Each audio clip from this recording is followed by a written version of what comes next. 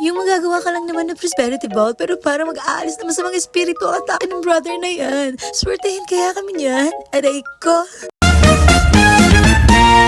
Hello mga kamosang! Mapagpalang araw sa ating lahat. Today is the day mga kamosang.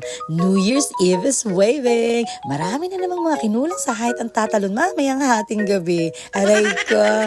Maagang maaga pa nga lang ay kabisihan na din sa amin ha.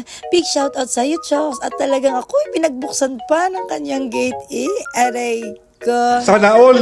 Ay basta talagang ganitong may special na pagdiriwang, mararamdaman mo talaga ang saya ng bawat kabarangay mo na makakasalubong mo. Oh, sample ha. Morning, kamosa. Tax yarn. Kabosang daw salamat po. Aray ko.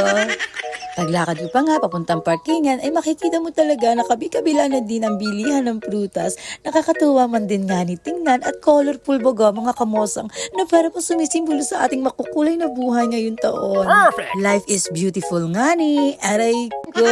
Ay, mag-New Year's Eve na. Traffic pa din. Oo, gayon. Ay mabuti na lang at hindi ganun katagal katulad kahapon. Aray ko. Nang makarating nga na bayan ng inyong kamosang ay diretso na din sa Lidias ng pamimili. Sakto, andito na lahat sa Lidias Meat Shop ang kailangan ng inyong kamosang. Kaya naman mabilis na tapos ng pamarakayan. Aray ko. Ay di naman sa pagyayabang mga kamosang ha, ay nakapilit pa rin magbukas ng 39ers kahit hanggang 5 PM lang. Kahit sobrang busy naman din. Mga alipin na sa lapiyan. Aray ko.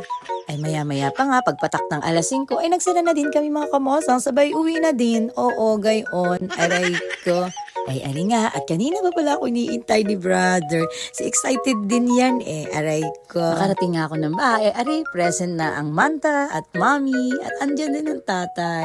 At syempre, invite din natin ang ating kapitbahay na yarn. Oo, gayon, baka makatampo Aray ko. Wala lang intro-intro, nagsimula lang inyong mga kamosang magkusin ang lahat ng ihahanda na yarn. Si Manta sa matatamis, si Mami sa lumpia, at syempre, ako naman sa spaghetti at sa mixed seafood na request ng aking anak Kes. Basic yan. Aray ko. Ay ano nga baga ang medianoche mga kamosang?